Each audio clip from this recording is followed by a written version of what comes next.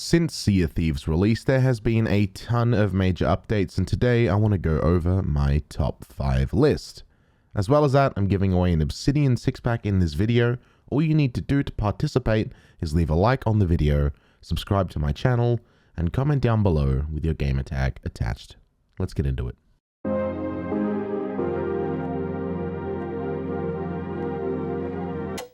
In number 5, I have placed the Hungering Deep update released on the 29th of May 2018. This update was the first real content update to Sea of Thieves and brought a ton of new things that we use today frequently, like the bilge rats, the drum, the speaking trumpet, flags, tattoos, scars, the megalodon, and also doubloons. The reason this sits at number 5 for me is because it was the first content update to Sea of Thieves and sort of opened the door to what could be a possibility moving forward in the future. As well as that, there's probably just a little bit of nostalgia there too that really makes me enjoy this one. But anyway, number 5, we have the Hungering Deep update. In number 4, I have the Fort of the Damned, released on October 16th, 2019.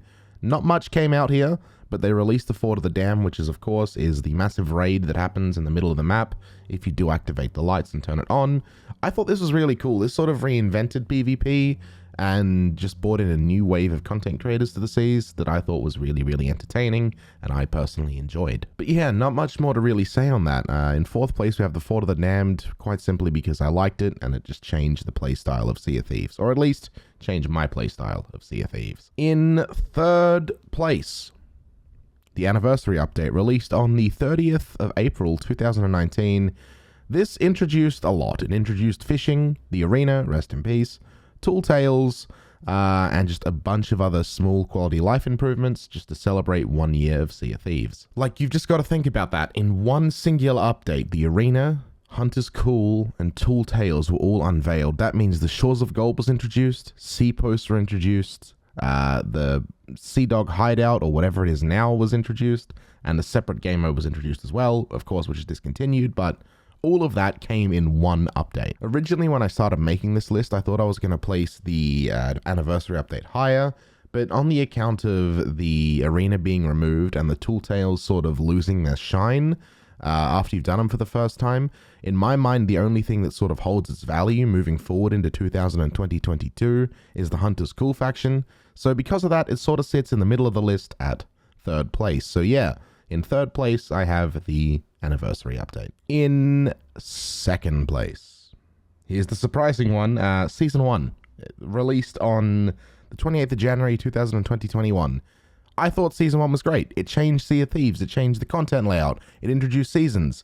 It didn't do much, right? Like, it just introduced the new merchant voyage, really, but just it changed the progress of Sea of Thieves. Before that, it was like monthly updates. Then before that, it was inconsistent updates. But then they released seasons, and now people had something to grind towards, something to frequently unlock, and the continuation of just many progressions being made, no matter if you jump on for like 5 seconds or 5 hours. On the footnote of the seasons updates, they also brought out things like adventures, which are, of course, are mini tool tales, and just the whole idea of seasons just overthrew, changed the future, and switched up the foundation of Sea of Thieves, which was amazing, and I believe is for the best. So, in 2nd place, we have Season 1, or by default, seasons in general. And before we get into my number 1 list, I'm going to remind you that I'm giving away an Obsidian 6-pack. All you need to do is leave a like on the video, subscribe to the channel, and comment your top 5 list down below, and make sure you attach your gamer tag with the correct spelling. Let's go ahead and get into number 1. Finally, in 1st place, I have Season 8, which could be biased because it just came out, but Season 8 offered PvP on demand, the introduction of the Guardians of Fortune, and the introduction of the Servants of the Flame. Now, initially you may be thinking, Season 8 is just PvP, who cares, why is that important? I'm going to tell you a little story, and a little story on statistics that I spoke about in a previous video on my YouTube channel that you can still watch if you choose to. So, Sea of Thieves was in a state of gradual decline, and it hit its all-time lowest player count in October of 2022, which was 1 month before Season 8. People started moving on to other games and giving up on Sea of Thieves, and then literally Season 8 dropped, the PvP mode was released, and it tripled in player count, bringing it back to a well-alive game and boosting it back into the top 100 game charts of Steam. One singular update took a game that was declining into the top 100 most played charts of Steam, which is quite monumental,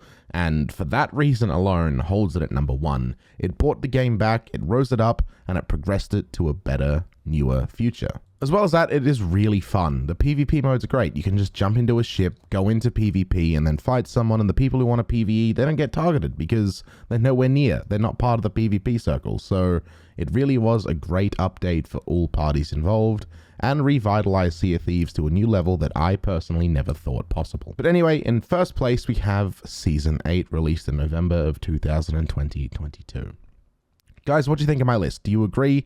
Do you disagree? Is it pointless? I don't know. Let me know. I'm giving away an Obsidian 6-pack, as you all know. Hopefully you guys have a good day, night, evening, afternoon, whatever it is, wherever you are around the world. Stay safe, stay cool, stay groovy, and I'm going to catch you all in the next video or over on Twitch. Goodbye for now.